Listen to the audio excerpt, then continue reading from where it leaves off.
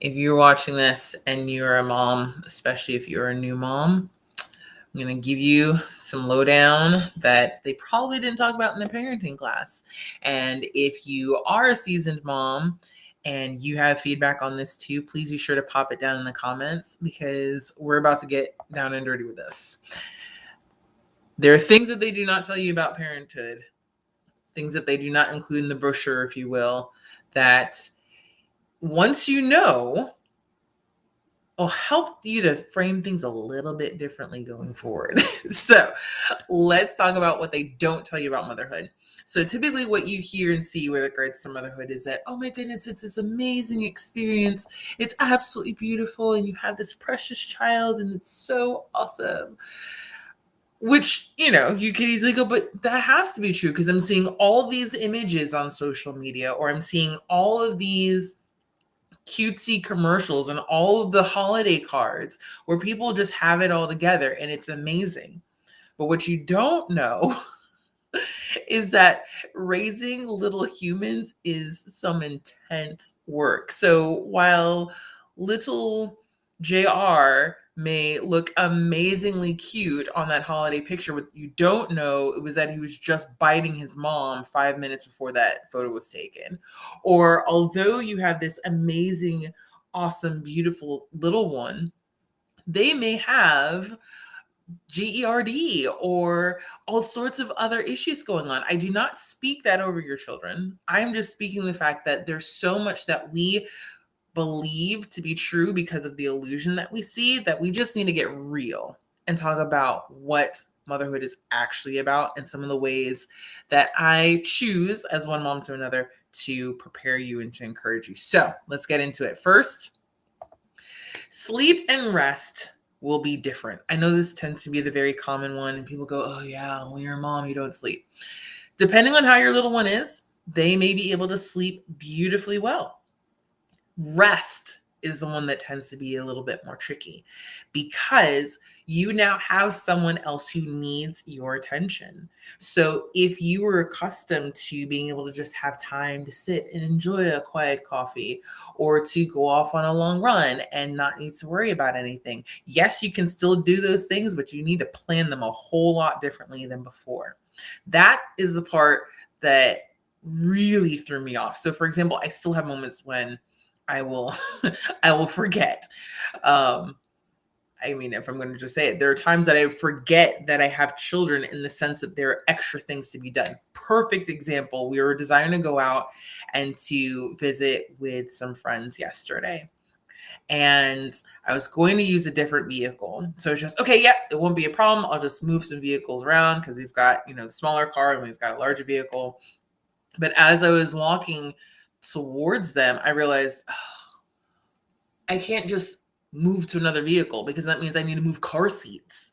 That means I need to move supplies for in case someone needs to use the toilet. It means I have to do all these extra things. Just, So there are legit moments. I've been a mom now for 7 years, and there's still moments that I go, oh, that's right. I can't just hop off and do something. There's actual effort that needs to go behind it, right? So realize that things are going to be different. Sleep and rest are just one of the most notable places. And this leads to the second one, that adjustments never end. So when your little one is in the 3 months old stage, and for me, honestly, when I remember seeing my daughter when she was at 3 months and going, she's not really doing much of anything right now. She's kind of still. I'm not sure what's going on. But eventually she grew up. And with each new stage, there's a whole new level of adjustments to make, whether it's with how they're thinking, what they enjoy doing, what they like, what they dislike. And then when you're doing that with more than one, that's a whole lot of adjusting that happens. That's a whole lot of shifting and moving that's happening. And it can be very easy to think, okay, well, once I get out of this phase, then the next phase will be easier. Honey, even if the next phase was easier, it's different. So that means that your approach changes, your thinking changes. It's a constant evolving process because they're growing, which brings to the next point, your growth. It's very easy. And I found myself in this place, and it's part of why I do what I do now, where within motherhood, all I focused on and all I could focus on was just helping my kids to be well. Meaning, I'm just going to make sure they're fed. I'm going to make sure they have what they need. I mean, I could go off and work or do these other things, but okay, maybe I'm just going to focus on them. And here's what happened is that when we become so focused on another human's growth, when we become so focused on another human's development, fixated even, we can easily lose sight of the fact that we too are human and that we have a purpose and that we need to grow as well. Growth is a choice. Getting older is inevitable. Growth is a choice. And so when I reached a point where I went, wait a minute, I have been living in this Groundhog Day where I'm doing the same things over and over and over and over and over again, and I've got it beautifully mapped out. I was realizing that as much as that was the case, I wasn't personally making time for me to grow. I wasn't even making time for me. So recognize that within motherhood, it's going to stretch you in ways that you may not even begin to realize. And that is the reason why understanding your values is going to be really, really key. So I talk about this quite a bit. If you click on the caption link that has /links on it, there's a link in there for a core values worksheet. Knowing what it is that you value, getting really clear on that is going to help you for when those values are tested. And it's going to help you to recognize what it is that really matters to you. It's easy to look at the Pinterest mom or the Instagram mom or the YouTube channel mom with her 5 million followers, and she just makes it look effortless, right?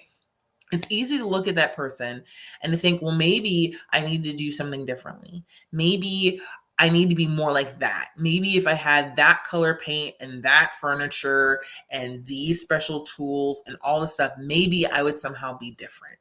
When in fact, it doesn't matter about the stuff. What matters is your values. What are the things that mean the most to you and your family? What is it that means the most to you personally? Because that's what's going to really come and hit heads as your children are growing older and as you are maturing as well. So recognize that what it is that matters to you will be tested and it will be tempered, meaning you will then be more resolute and committed to what really matters to you and let everything else go. And it'll be okay because it's about being true to who you are. Which brings me to my last point, that you can become the best version of yourself in this time. And I'm not talking about the, I'm just, and if you're this way, that's awesome. This is totally not me. My kids are helping me with this. I am just so fulfilled with my children and being in this place where I am just there for them and I'm present for them and they are my world. That is what fills me. Oh my word, that scares me. Number one, because of the fact that I am allowing my value and my fulfillment to be wrapped up in another human. And no matter who that is, whether it's my spouse, whether it's my work, whether it's my children, that is just outright not safe. Do I enjoy my kids? They're helping me with that. They're super sweet. And I'm learning to be okay with not being so distant and kind of Klingon or Vulcan, if you will. And so there is that. But at the same time, it's recognizing that you are still needing to show up for you. Oh my goodness, let me make sure I put this up. There we go. That you need to show up for you, that you get to become the best version of yourself at this time. And so what that means is recognizing that you have this one life. There are things that are put within you to share with your world, even if that world is the 3 kids in front of you, or it could be 300 families, or it could be 500 children that you benefit and bless. No matter what it is, and no matter who it is, you are called to become the best version of yourself. And as you do, it will impact others. Okay. So, oh, that's right. I can share one last one. Oh, I'm almost over time. Here we go. Okay. Last one is this. There is no cookie cutter method. You will probably go to about 4 or 5 different parenting books, parenting seminars, parenting conferences, all on different ways of doing this thing. if that's how you choose to roll. I will say that becoming the best version of yourself will mean, in many cases, choosing to look at how you were raised, some of the things that you experienced, what was good, what you wish was different, understand where your parents were. Everyone's doing the best that they can. So now you can choose to do the same thing too. And please do not feel like you need to do things exactly like the family next door or the family down the street to somehow be an awesome mom. You are the right mom for the job right where you are. Take what helps you to be the best version of yourself and to meet your kids where they are needed and for you all to grow and thrive together. And that is the perfect one. Okay. So, yep, I'm over time. Hope you have an amazing day. Hope this was helpful to you. If this was, be sure to share it. You can just click the little share button and share that along. If you're watching on YouTube, be sure to click the subscribe button and the bell so you're notified when new videos come on. And I'll talk to you later. Bye.